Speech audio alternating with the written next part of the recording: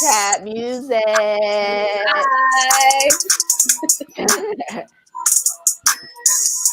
I love our oh shit.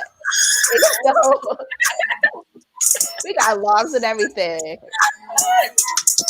This is fun. We do this more often. All right, enough of that. Okay. I just wanted to get us a little hype.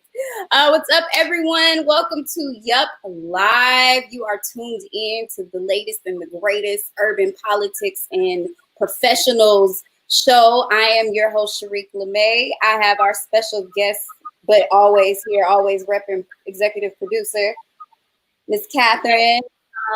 I'm always in the background, but today I popped in because it's the 20th episode. Yes. So.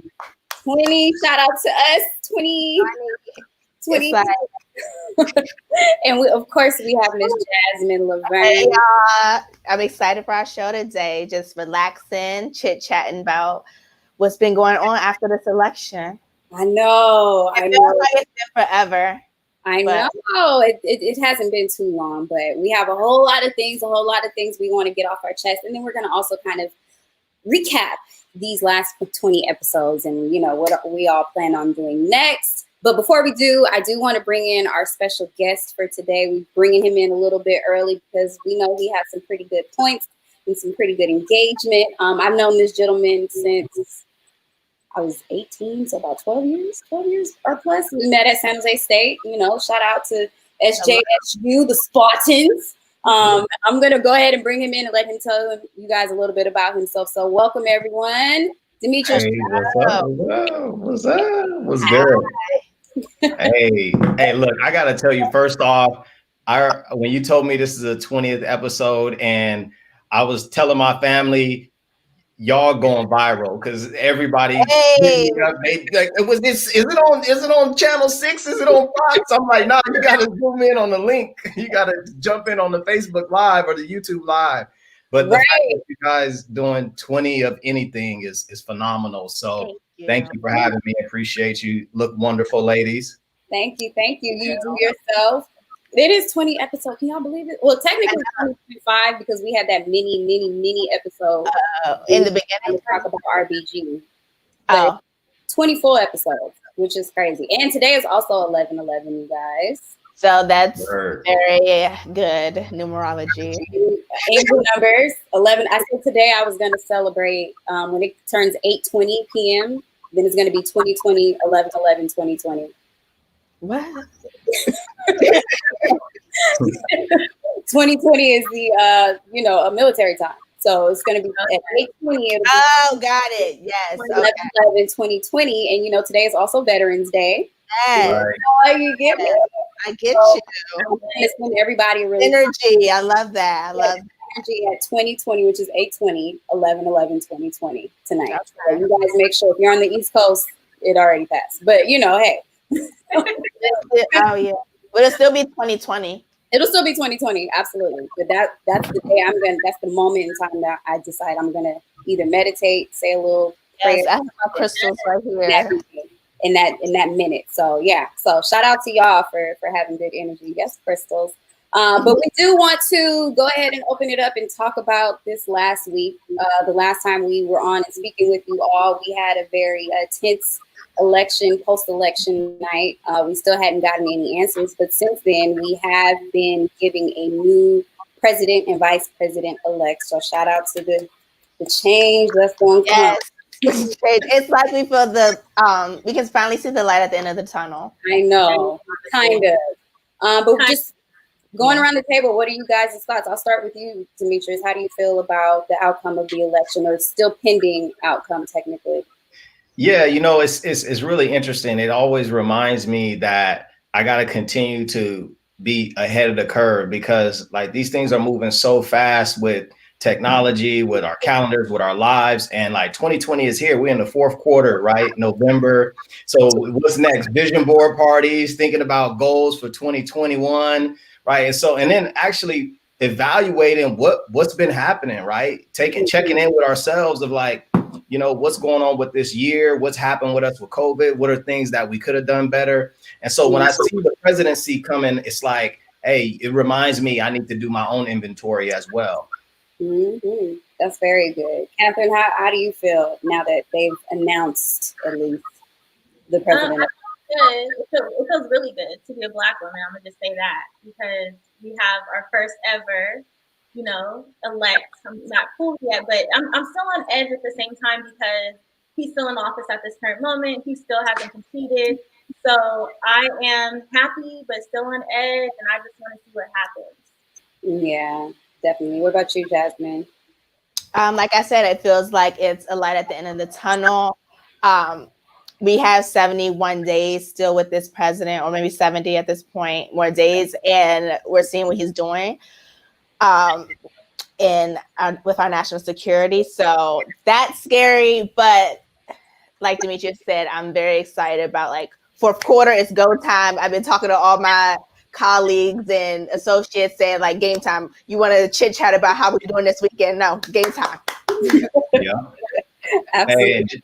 Hey, just like we got to protect ourselves with our masks, is protecting our energy from, you know, like when somebody's scratching and clawing and they at the end, right? It's like in a game when the fourth quarter and you go up 21-0, you know, and it's the fourth quarter and they trying to fight and 2 minutes left in the game. Like, get out of here with that. We now you're talking to three girls, right? Yes, right. Hilarious. But no, in regards to Trump not conceding, you know, of course, the media has been on it super heavy. We know a couple of the GOP are signed in. They tuned in to oh Lord, here we go.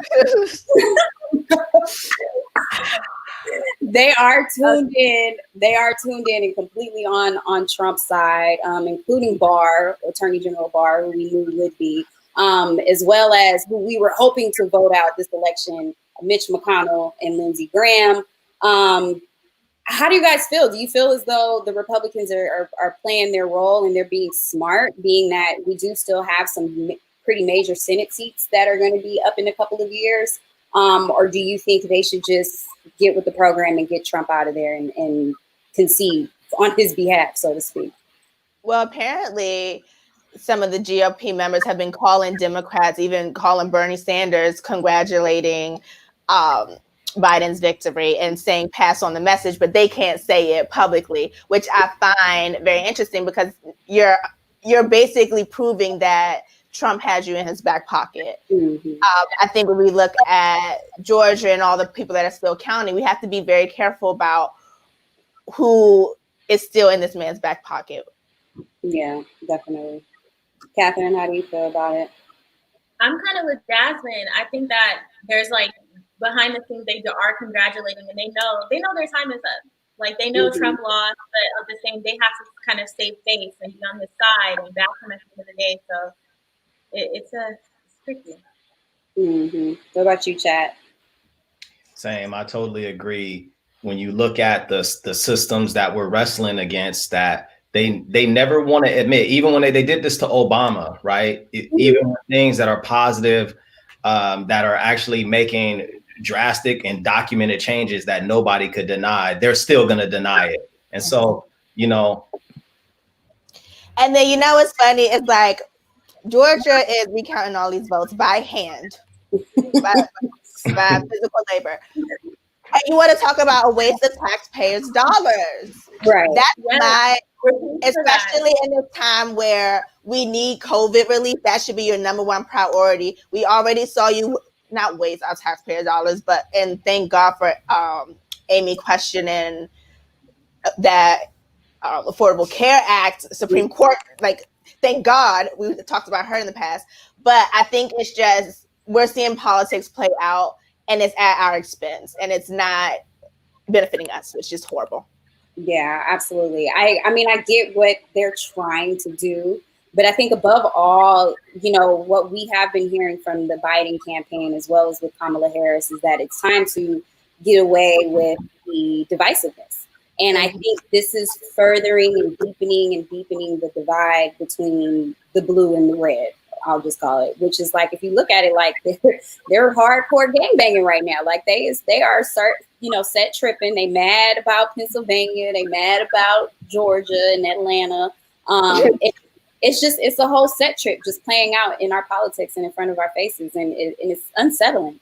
To be honest, it's very unsettling. And I think what's even more interesting is that they're saying that the transition team is not even able to function as they normally would at this point. But Biden, he's charismatic and he's taking it as it is, and he seems so unbothered and so unworried. I can't imagine that anything would be different after the counts, but at this point, nothing surprises me.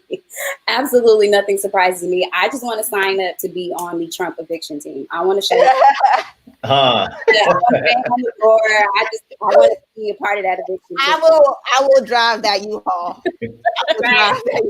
Look, they may not even have no more stuff there left. The way Melania is set up, she done been started. They said out already. Hilarious, but I don't know. I'm a little like you, Catherine. I'm a little unsettled, a little uneasy. I'm more concerned about these Senate seats because I think right now the GOP just hit 50. And as you know, there's so many things that are on the line. We always talk about Roe v. Wade. We talk about healthcare and what they're trying to do with the Affordable Care Act. I saw a video of a 90-year-old elderly woman that cried because Trump won, and she just kept saying, "I get to keep my healthcare. I get to keep my healthcare." So it's so much bigger than these two men, So I think we need to keep our eyes on the prize, like Chat said, brush it off, and keep it pushing. But at this time, I have to introduce a very special lady coming into the room. She's no stranger. Hey, Miss Gigi. Hi. Hey, y'all. Happy 20th episode anniversary. No, we lit. We're lit. How are you, Gigi? I'm good. It was a busy day, so excuse my tardiness, but it was just a busy day, so my apologies. You always on time. It's all right. You always on time. I look good, though. I see the lights is popping today. Let me turn mine up. So how are your feelings? I want to make sure I get your feelings in regards to the announcement and pending counts of the votes that the GOP is calling for.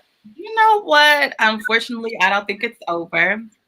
And what worries me the most is the reaction of the American people. People's emotions are really caught up in this election.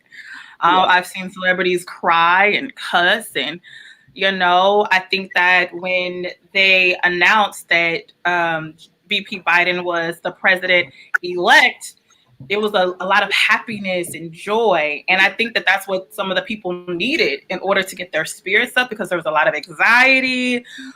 There was just a lot of feelings related to this emotion. So unfortunately, I don't think this is over. I think it was Monday, they were going to the Supreme Court. I don't even know what's going on with Nevada. I know their votes are still being counted. I think he just won North Carolina. That's not being televised on the news. And so when you think of things that aren't being displayed on mainstream media that are going on behind closed doors, it makes you really wonder about this outcome. And I have flashbacks of Al Gore and Bush. Because I'm from Texas. And so everybody thought Al Gore won, and then it didn't happen like that, and Bush ended up being president. So I don't think it's over.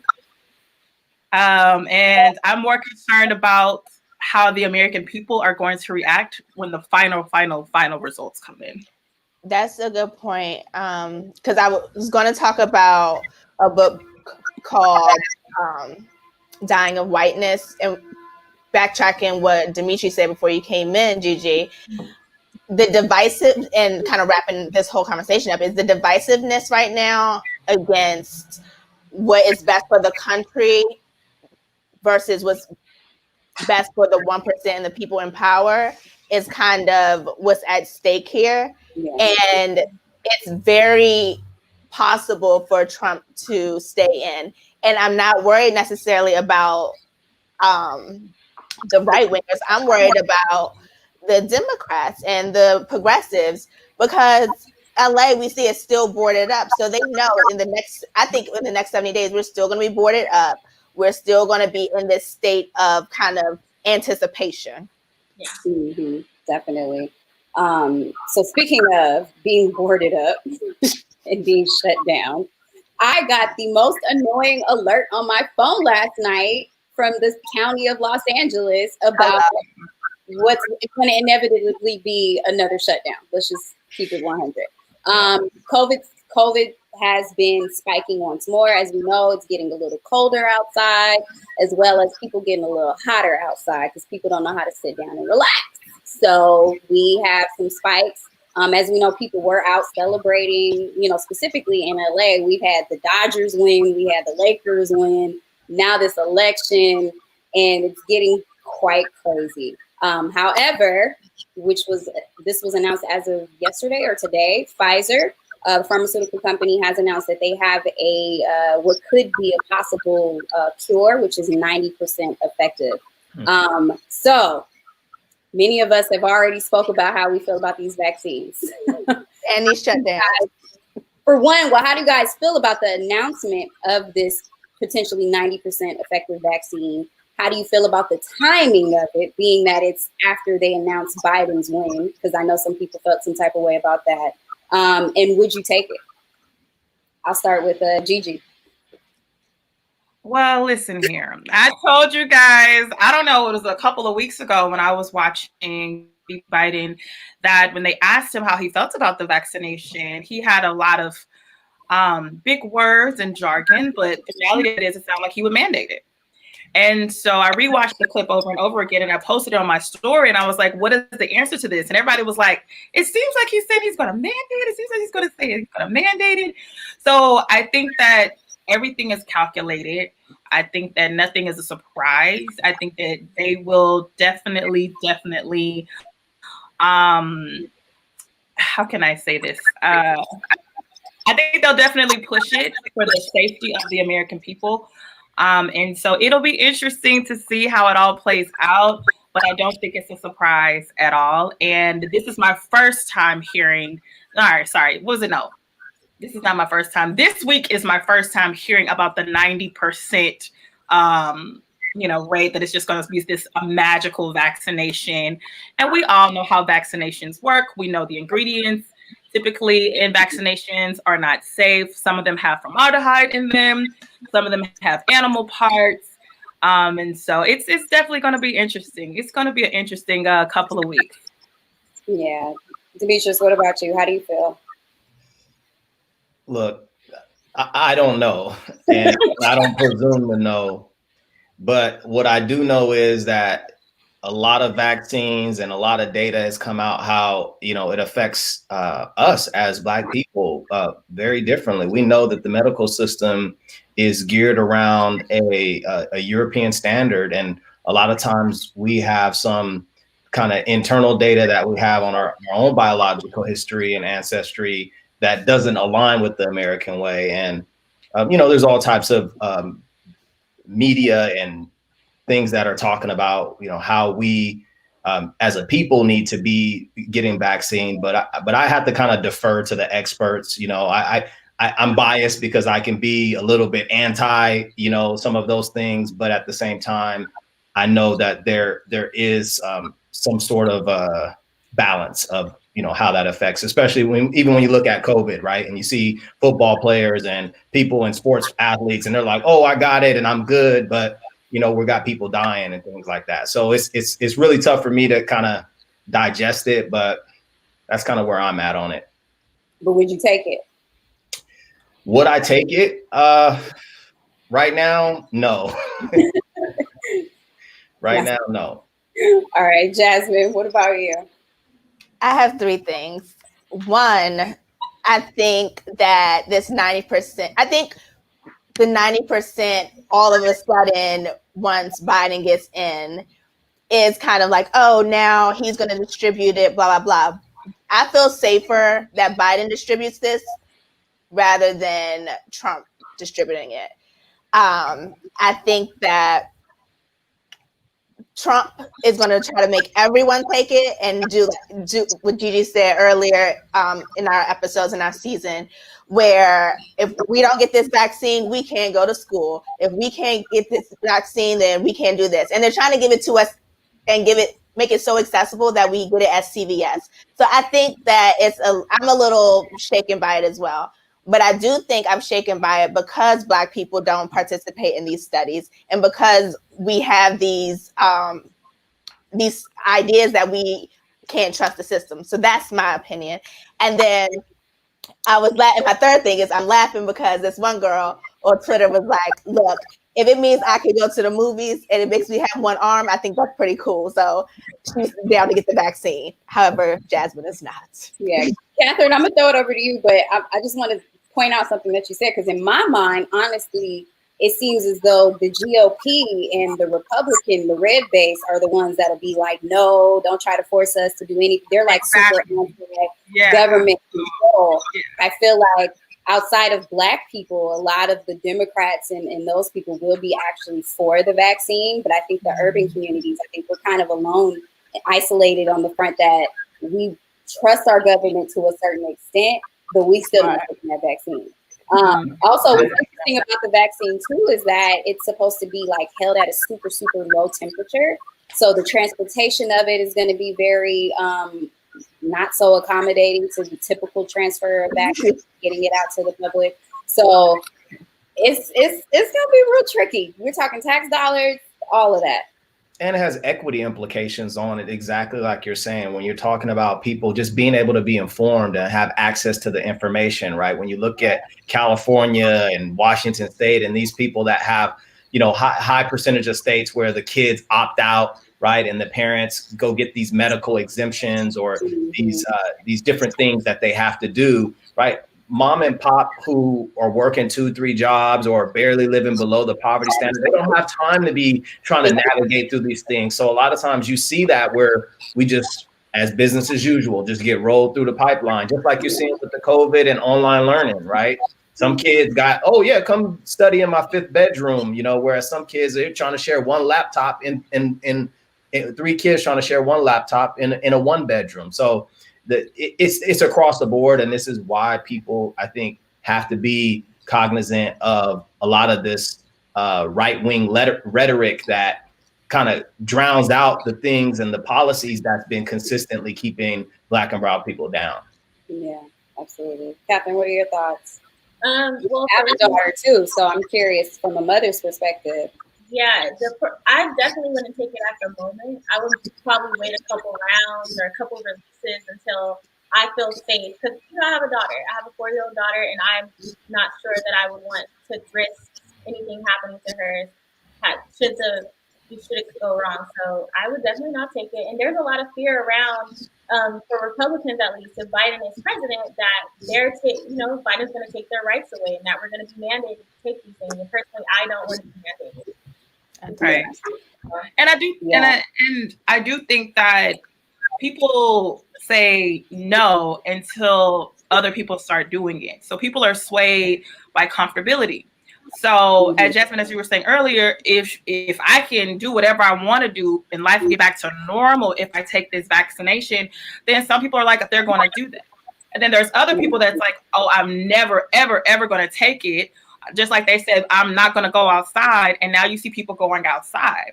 So all it takes is the majority of your circle or your closest friends or sometimes family that are going with the trends. And then it's like, okay, well, so-and-so took it, so-and-so took it, so-and-so took it. Maybe it's okay.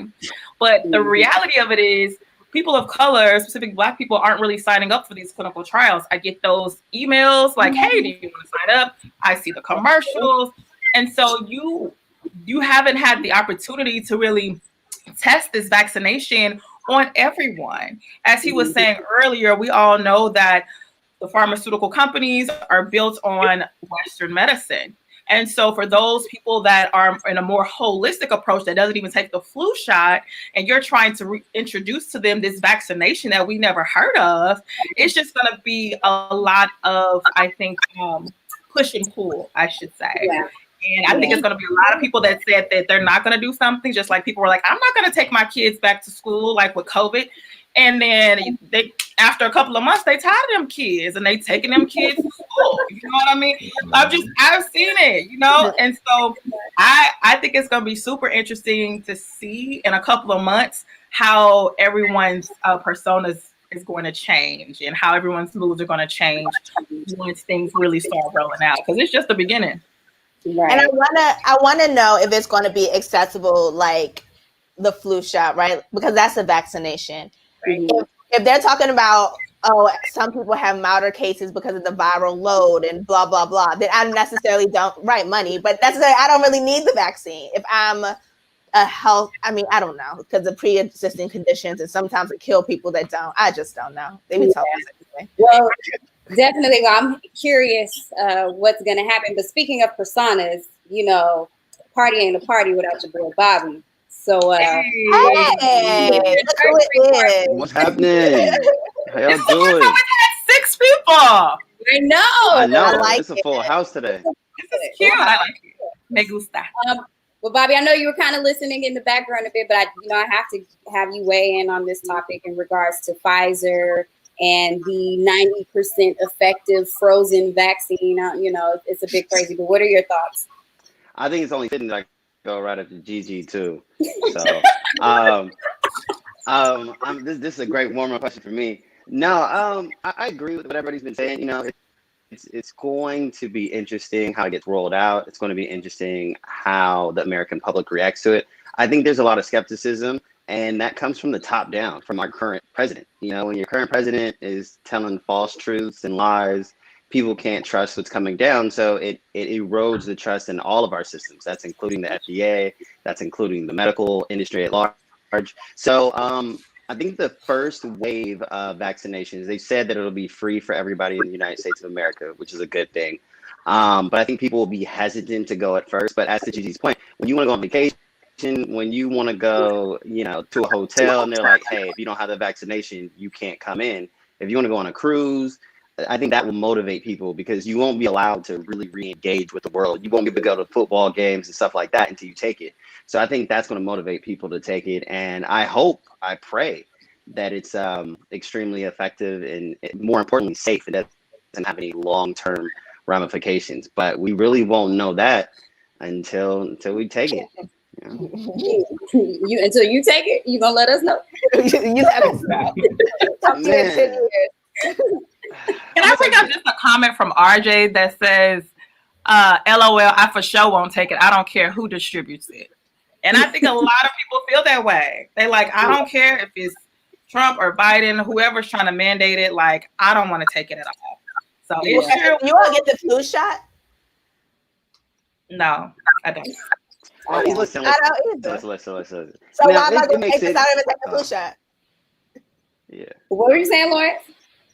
I was going to say it makes sense to have a hesitation towards the COVID vaccination because it's new, right? And like science has had to really pump it out and go really fast. That makes sense to me why people be hesitant. But just like not taking vaccinations at all, I'm like, come on now. The flu, like Jasmine was saying, the flu shot is completely safe. We've been taking it for decades and decades. And all the rest of the stuff. All right, I've been taking it for decades and I feel perfectly fine. Like, you know, I love one thing. Of course. Yes. And shout out to the masculine energy because we was talking about I was saying some football analogies earlier. So hopefully you could support your boy. But the one thing that I think that I'm hearing as a common denominator, it really boils back down to the relationship with our government, right? With the trust factors, right? And you know, going all the way to before the Tuskegee and you know, and the vaccinations and all that thing. And I think that's the thing that we have to remind ourselves is like we're coming from a privileged place as people who are actually gonna read and get on here and talk and hey and Lawrence, what's up? What's the deal? What's the legalities on this? Or hey, LeMay, I know you plugged in. Get us the real information. Get us a source. And you might call somebody else. DG, did you have your kids take it? You know, and I think that's the strength of us as a people. But I think sometimes we get caught up on these different accessories that end up being promoted that don't necessarily touch the masses and touch the people that should be hearing it. Yeah, definitely. Well, that's a great segue then, Mr. Chattman, because we're just going to get into some questions that we have for you. Okay. Well as we're going to also kind of just discuss our overall feelings within these last 20 episodes, how many things have just changed, things have gone up and down, and now we're at an up, so we feel we are. But I do want to let everybody know who this gentleman is. You're way over there. I'm backwards, you guys. He's way over there. Oh. This is like Hip Hop Squares. I like that. I was thinking what show this looks like. I was like, what show does this look like? Right. But as I mentioned, I've known Dimitrous Chattman since I was a freshman at San Jose State University. Originally from San Diego, he is currently a doctoral student who's focusing, who is an organizer that focuses on educational leadership. He used to work for the Raiders. Shout out to that, because that's my home. Well, used to be. Let me shut up. No, I still love the Raiders. Lawrence, I don't know how you feel. I was looking around to see if I could grab my 49er mug. It's some rubbish. Right. I just like this cowboy blue. Oh, she's a Cowboys fan. But yeah, Dimitrous, definitely appreciate you being on here. I do want to talk to you about, to go a little bit more in depth about what it is that we can do, us as community leaders. I would consider all of us community leaders, what we can do to kind of reach out and touch the masses and really organize ourselves in order to move forward, because we can't just depend on the government. We can't just depend on those boys and very few women at the top. So what are your overall thoughts on how we move forward from this point? Well, we got to start with the man in the mirror, right? The woman in the mirror, the queen and king in the mirror. I think when you look at it, we are juggling so much. I got this new thing that I'm working on. It's SMO, like GMO, genetically modified. These socially modified organisms, right? And we are socially modified to, be on the Zoom robot, be on the text. Oh, the alert went off. I got the, I even went and shot out people on the IG that I didn't know and connected yesterday. So it's like we are socially modified, and we have to use it in the way that allows us to kind of advance as individuals and within your higher power, whether it's God, whether it's, your family, whether it's, your high value purpose. But I kind of start with this, the reflection, right? And that's why I shout out to LeMay when she first put me on the vision board parties and like looking at those vision boards and looking at where we want to go in our goals. But a lot of times we're moving so fast that we don't actually stop and say, hey, let me reflect, and so I threw something in the chat, and for those listening in, if they want to use the QR code and download it, Wow. It's a toolkit, but I'll put it back again. But it's a toolkit, and what it has in it. Yeah, right there. Oh, you need it back? I'm sorry. Yeah, go ahead. Right there. Yeah, keep it there. I'm about to get it too. Hold on, I'm putting my phone on. You have to put it to the right a little. No, the other way. The other way. Let me see if it work for me. Hold on. This is so cool. Where you keep moving? Yes. All right. Right there. I got it. All right. I got it. Okay, cool. I don't have enough space on my phone. And then I'll throw it in the chat a little bit later. But my thing is like I put this toolkit together because, for me, it's really about if one person goes and downloads that toolkit and does the I am reflection.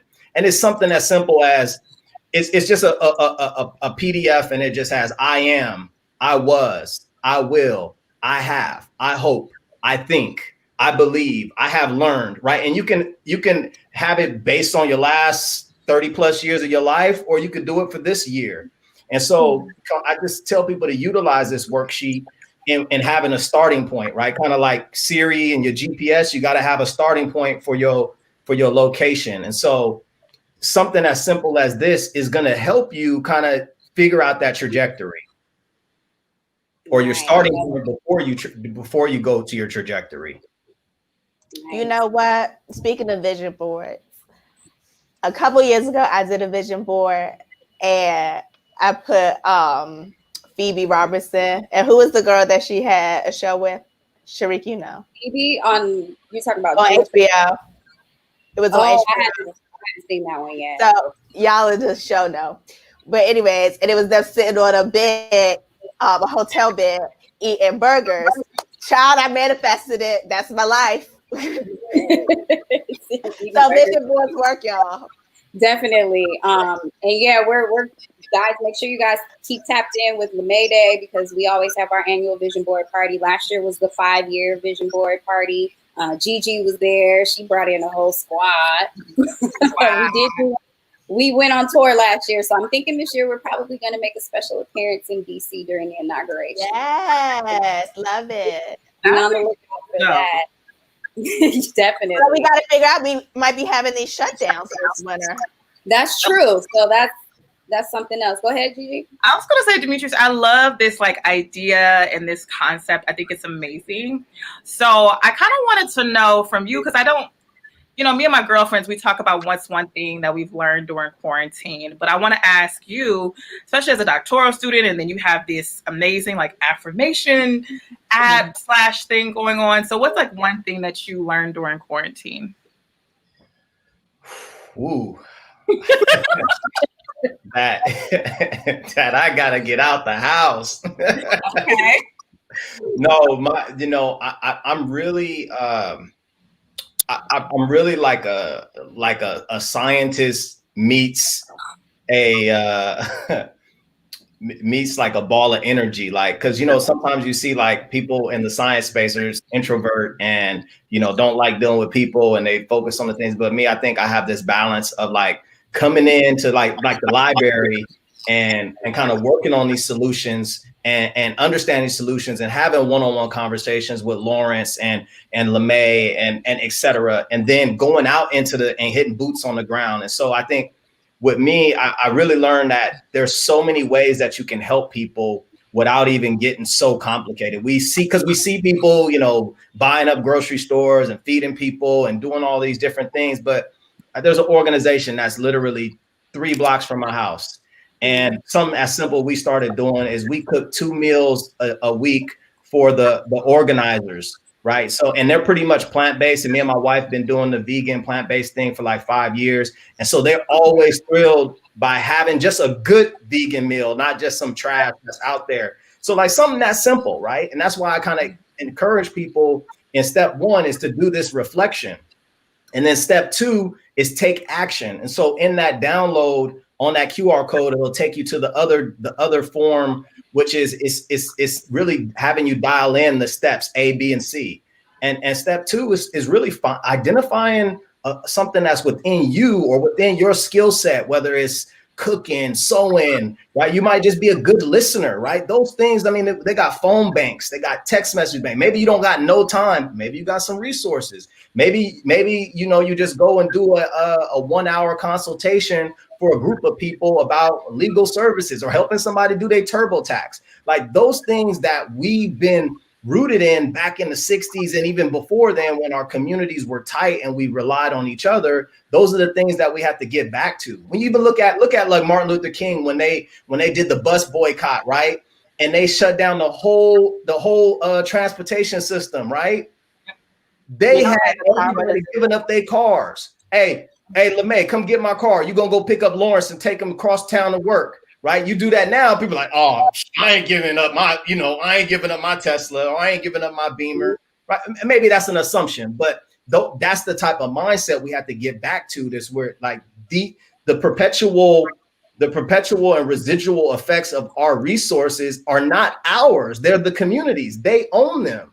And if we keep that mindset, it'll allow us to kind of transform and transition and get out of this state, because we still need to be healed, right? We're still healing right now from the effects of slavery and post-traumatic stress disorder, killings. Like, people getting stressed out. You come home, you're like, man, they killed another one. And and people are getting anxiety. A lot of people are dealing with these internal things that are kind of hurting us. And so we got to get out of the way of ourselves sometimes and lean on those in our community, lean on those who are counselors, or maybe it might be a ministry, or it might be cooking, it might just be some fellowship, not, obviously COVID is hurting things, right? But these are the things we don't pick up the phones no more. Just call. Hey, I'm just calling and check. Leaving a voicemail is like, oh my gosh, somebody left me a voicemail, right? Because what do? You hang up and then you text them like, hey, I just called you, right? But sometimes just somebody hearing a crazy voicemail from Dimitrous Chattman, like, hey, what's good?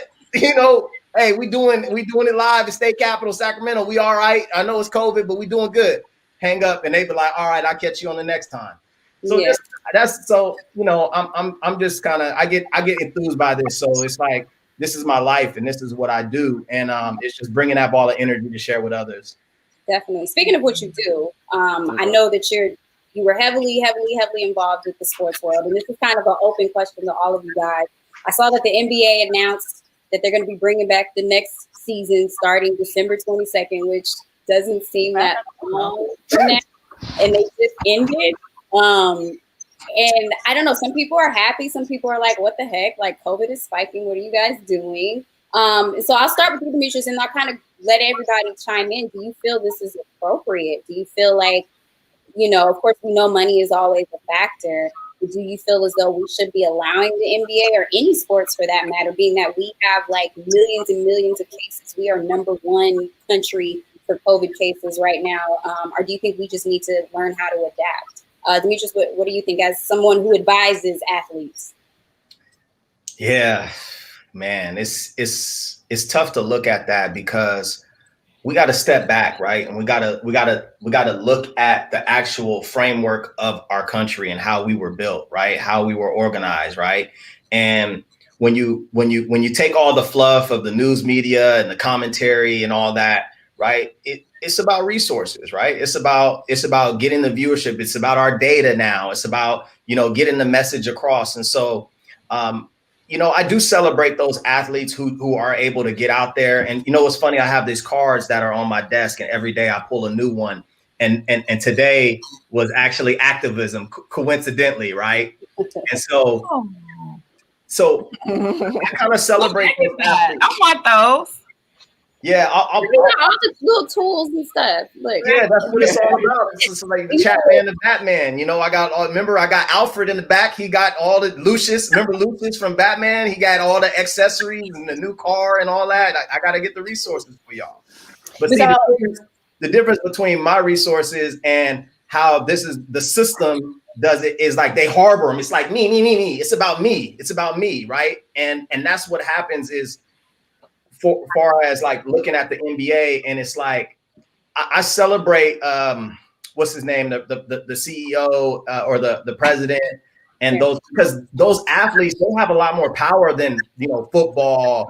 And if you look at baseball, like all of the power, like when basketball guys put their foots down, when they put their size 18s down, like people are shutting down, and they're like, hey, you know what?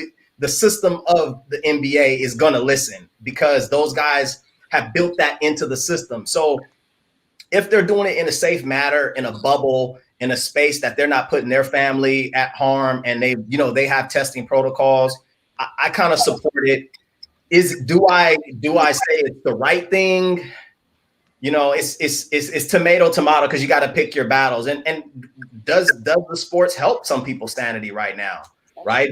Does the be able to have like something to have it kind of free your mind a little bit from your 100 Zoom meetings and your people thinking you, because you're on a teleconference or you're on a Zoom, that you can handle more workload than you did when you was in person. And so like there's a lot of things here. And so yeah, that's my take. I support the guys like LeBron, and shout out to like Matt Barnes and those cats from Sacramento who are stepping up and getting on the front lines. Definitely. What about you, Lawrence? How do you feel about sports going back? Oh, so you're gonna go to men? Let's talk about sports, huh? Are you assuming? No, I'm messing with you. I'm just joking. Sports energy. I'm joking. Have the UCLA I think right with the thing. I think it's something that's necessary. I think something just touching on is that from a consumer standpoint, it helps with mental health. It helps give an escape to people that might need that. I learned early on in the COVID pandemic that I'm a person that definitely needs that type of interaction. I need to get outside. And if I'm not able to, really affects me mentally. So having the example of basketball is great. As long as they're taking the right precautions, they're getting tested, and each individual athlete still has the ability to make that decision if they want to go and play and if they don't want to, and they're not allowing fans in. So like, I think the NBA is okay because they're doing it the right way. I wouldn't like to see I don't like when I see college football or the NFL have like 50,000 fans in an arena. I don't think that's cool. And when you see like the NFL is having way more issues with contact tracing and people getting the virus than NBA did. Mind you, NFL and NCAA sports, there are more players on the team, but I feel like the NBA did a good job of keeping it in a bubble and really using all the resources. And so I like to see sports back if it's done in the right way. Yeah. Jasmine, you had some commentary about the sports. Yeah, so I think Dimitri said a lot of powerful things, going back to that we hoard our resources as people. And I think that, I'll talk about the NBA. I think fine, play your games. We need entertainment. Like, we need entertainment, but economically it's fueling the people that we're trying to get money from. So it's all just a whole bunch of gibberish in the first place. But if you're hoarding your resources, I think that's the issue. And it sounds a lot like power economics. Mm-hmm. And I think I've heard a lot of people talking about it. So I do think we're in a positive momentum. And I thank you for coming on the show, because I feel like I'm hearing a lot of conversations about us giving resources and us bartering services and us recycling the Black dollar. So I think those are the first steps that we need to be on one accord and share our resources. Yeah. And then back to the NBA, like, I don't know. I think it also gives open room for the NBA the NFL to do what they want, and the baseball teams to do what they want. And then that's what sets the tone for the rest of the people.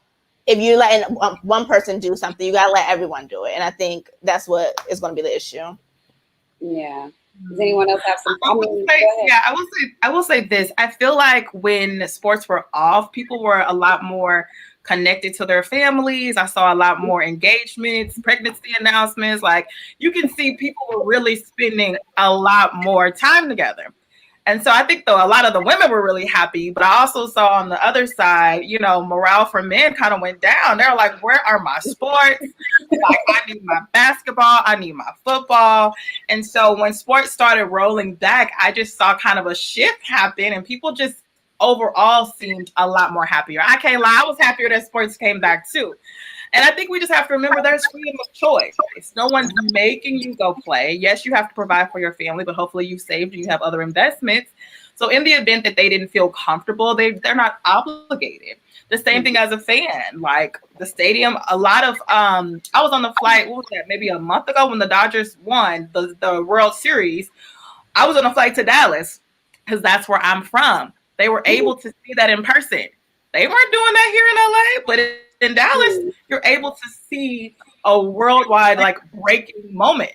And so they took that risk, and the plane was packed.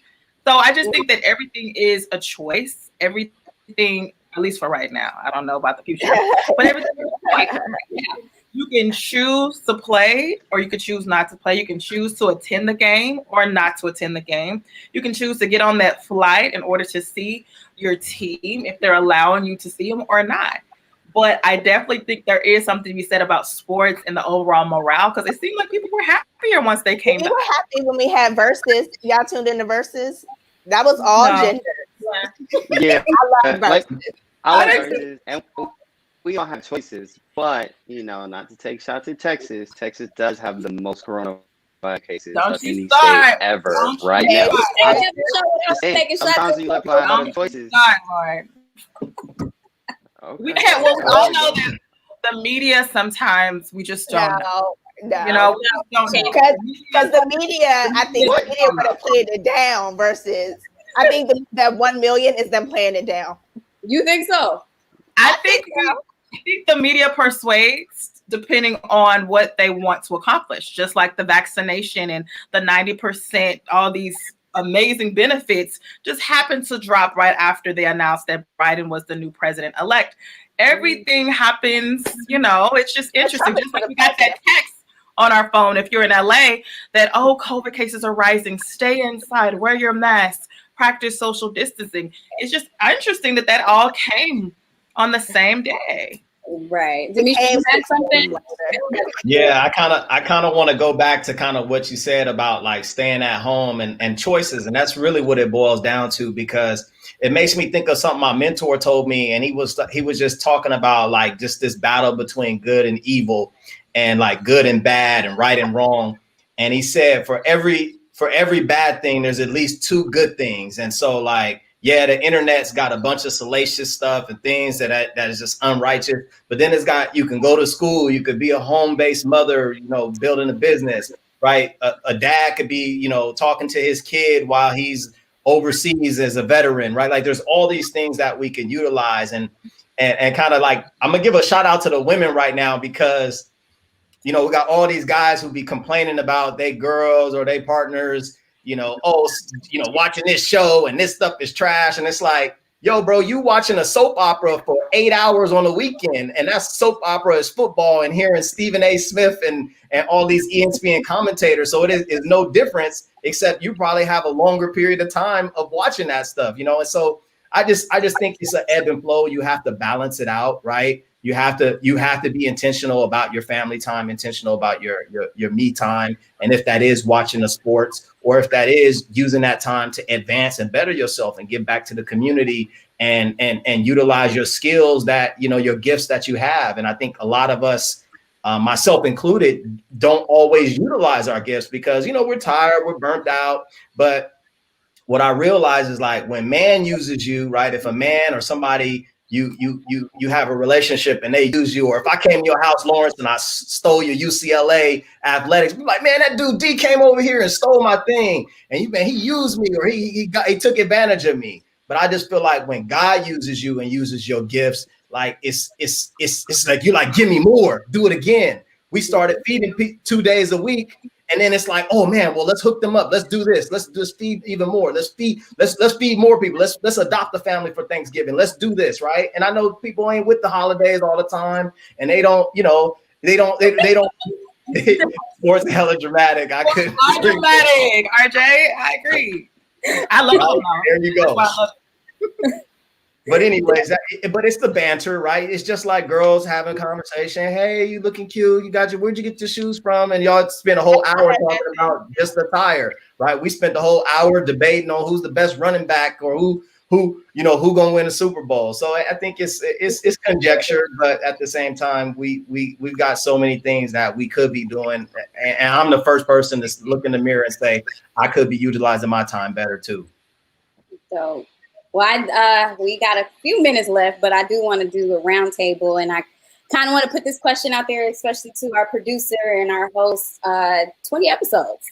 We officially started this journey with each other. It started off with me reaching out to Gigi and Jasmine. We're all a part of the Los Angeles Urban League Young Professionals. Shout out to the YPs all around the world. And I said, hey, you guys really want to do a show? I think, with our urban perspective, we should have a platform, basically. And I kept saying the Young Turks, the Young Turks, the Young Turks. If you guys don't know about the Young Turks, you should definitely check them out. It's a wonderful, wonderful platform. Not everyone agrees with everything that they said, but it's really dope. And I sat down with these young ladies and had dinner, and we just had all of these ideas. We did not, however, anticipate a lockdown. We did not anticipate having to commune in this nature, but it's worked out really well. I've enjoyed these past 20 episodes. I haven't been on every single one, but I just think that what I've learned, and I'm going to ask you all what you have learned over this past year, is that a year. It's been 20 weeks. I'm saying since COVID has affected it's year 2020. Got it. For me, what I have learned over this 2020 years, we've had our highs and we've had our lows, and we've had unexpected interferences, which turned out to be blessings. I would say that this show has been a major blessing to me Oh, thank you, RJ. Shout out to my bro RJ. He's definitely a part of the LeMayday family. He's a part of the Up family too. And I'm thankful overall. We've discussed some really serious, deep topics. We've had banter, we've had disagreements.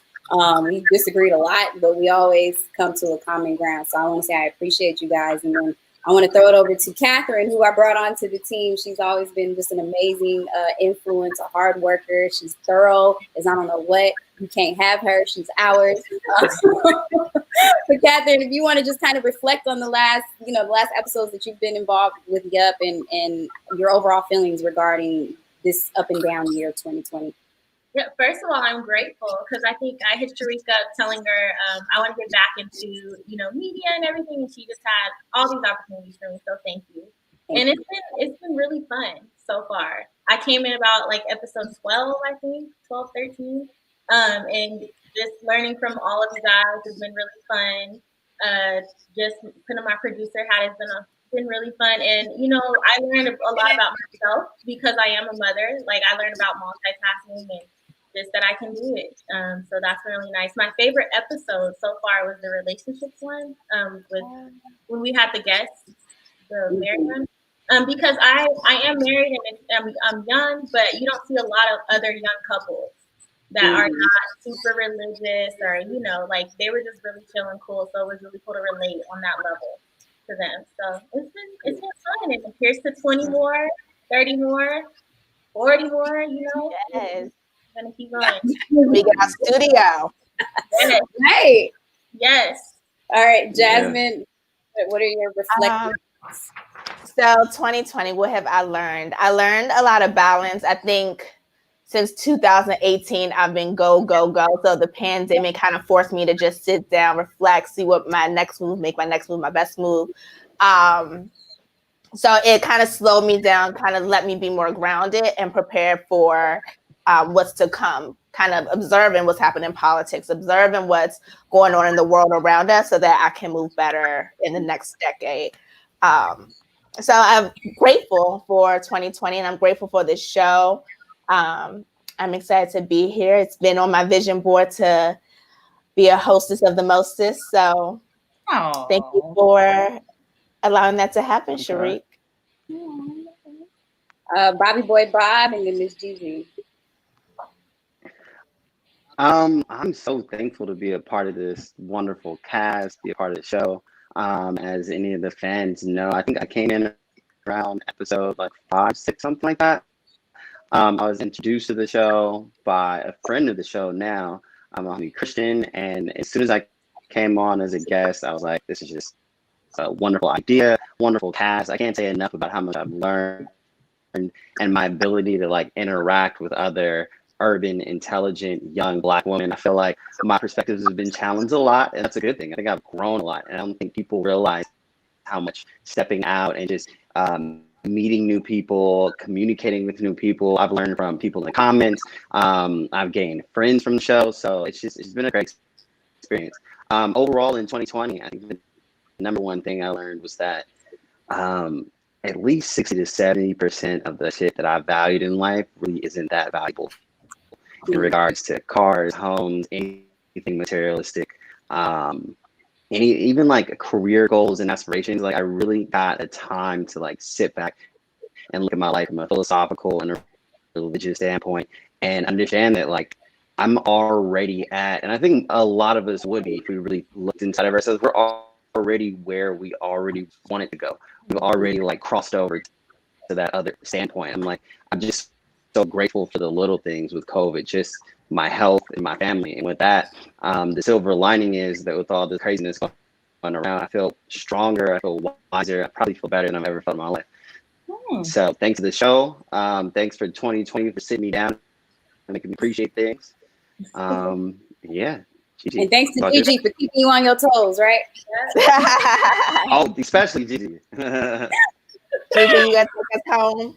I guess so. I just want to thank our special guest again because I always love that. We're going to definitely have to download your app. But that's one thing that I've loved about the show is having guests because it does give a different perspective. And so how can I break this down for y'all? One thing that I've learned this year is setting boundaries and protecting my peace, as I say always.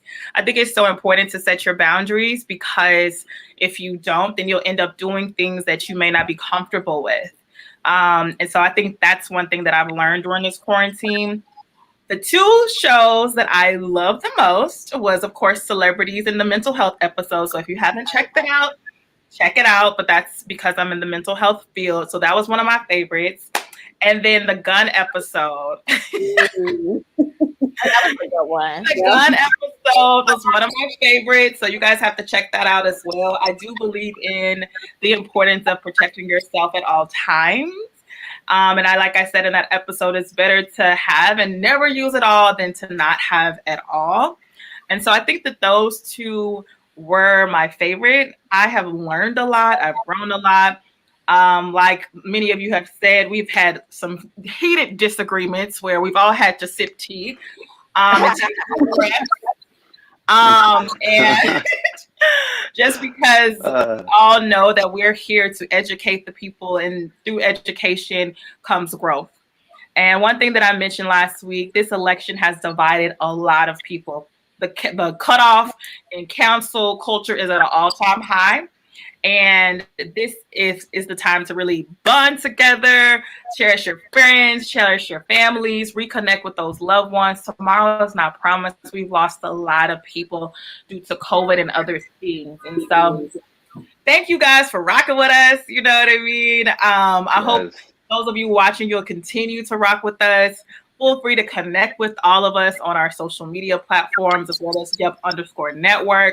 If there's something that you want us to talk about, let us know, because we're constantly trying to, make sure that we utilize this platform to educate all of you and as well as ourselves. Because trust me, we be doing a lot of research to cover these topics. Yeah. So that's it.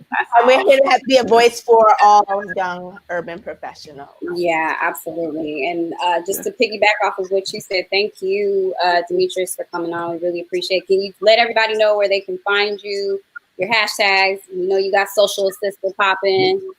Yeah. So, like I said, I got the QR code here. You can scan that, but we'll post it. We'll post it in the chat as well.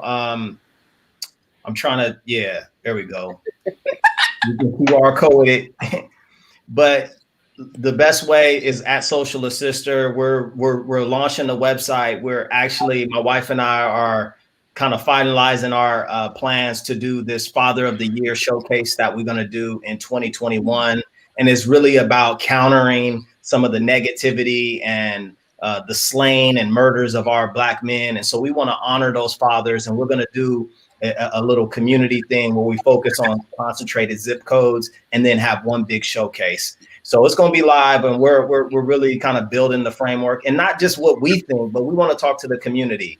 And so in talking to the community, I kind of leave with this is, wow, it's really about identifying a mentor. And I put this in the toolkit is, if all of us have gifts, and maybe it's not, maybe we don't need a mentor. Maybe we've already at our capacity for where we want to be and where we want to go. So maybe we need to be mentoring other people. But those who are listening in, find a mentor at your job, in your workplace. And I know it's scary sometimes to come and identify somebody and ask them like, hey, will you be my mentor? But there's really no secret formula. I think you got to think of people who have good character, who are honorable, who really embody and represent what it means to be an upright person. And really, they don't want nothing from you, right? And I think sometimes people get caught up in these mentor relationships where it's like, oh, this person is trying to sell me on something, or they're trying to get me to do this project with them. Really find somebody who has no skin in the game, and they just really want to just see you thrive. And these are mentors. They could be financial mentors, they could be spiritual mentors, they could be relationship mentors, and career, the educational, the whole 9 yards. There's really no concrete definition that I would kind of limit you to. It's just, use that I am reflection, and then take that and then meet with your mentor and say, this is where I'm at. And you don't got to share everything. You could just share a couple of things in that I am reflection and say, this is what I want to work towards. And then come to the LeMay Day vision board party and take those goals that you're working with on your I am reflection and working with your mentor, and then put it into a vision board. And matter of fact, I got my vision board right here. Yes, vision board. On y'all. I went elementary school on y'all. Okay. I'm gonna grab mine too. No,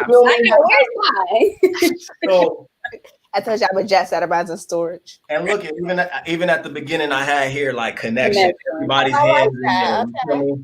So LeMay don't even realize how much that impacted the residual of that, from my wife doing the vision board party to I got a guy that I didn't even get to host one for. He hit me up and was like, "Hey man, you mentioned a vision board party in the Bible study, man. When are we gonna do that?" And then COVID hit, and so I'm just appreciative of you guys, and I really thank all of you and for what you're doing. You're all superheroes in my book.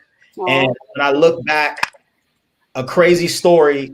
I started off as in elementary school through the Urban League down in San Diego, and it like totally hit me. Oh, wow. Yes, I used to go to the workshops, and I used to be a part of the Urban League down in San Diego. So shout out to the Urban League. I got Urban League roots. And love that. Yeah. You are just a force to be reckoned for. Again, thank you for being a part of our 20th episode. It is an absolute pleasure. Sharik, thank you again for putting us all together. And thank you all for watching. And we look forward to seeing you guys soon. I think this is our season finale. Yes, it is. So, we don't know when our next show would be, Stay tuned, stay on your toes, baby. But we got some topics ready. We got some hot topics ready. Yes.